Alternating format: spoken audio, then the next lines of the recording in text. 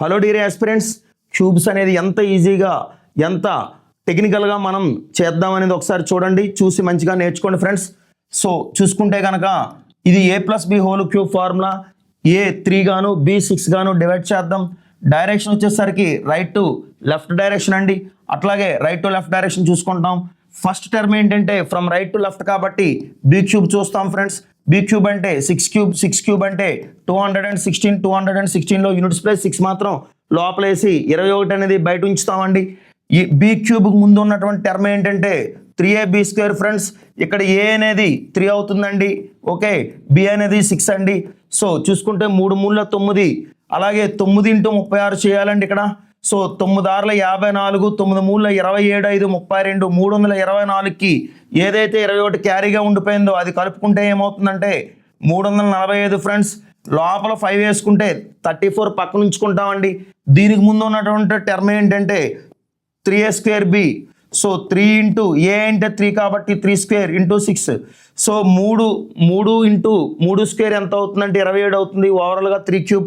27 × 6 చేస్తే ఏమవుతుందంటే 6 ఏళ్ళ 42, 4 6 ఏళ్ళ 12, 4 16, 34 కలుపుకుంటే ఏమవుతుందంటే 6 196 అవుతుంది. మళ్ళీ యూనిట్స్ ప్లేస్ 6 అండి, 19 పక్కన పెట్టుకుంటాం. ద లాస్ట్ టర్మ్ ఏంటంటే a క్యూబ్ అంటే 3 క్యూబ్ అండి. 3 క్యూబ్ అంటే 27కి ఉన్న 19 కలిపితే ఏమవుతుందంటే 46 అవుతుందండి ఫ్రెండ్స్. ఇలా చేసుకోవచ్చు. దీనికి ఆల్టర్నేట్ టెక్నిక్ ఒకసారి చెప్తాను చూడండి ఫ్రెండ్స్. 36 క్యూబ్ని ఎలా రాసుకోవచ్చు అంటే 36² × 36గా రాసుకుంటే కనుక 36² ఎలా వస్తుందంటే బిఏ మెథడ్లో చేసుకుంటే చూడండి ఫ్రెండ్స్, 6² 36 అండి. 3 పక్కన వేసుకుంటే a² తర్వాత వచ్చే టర్మ్ ఏంటంటే 2ab టర్మ్, a² + 2ab.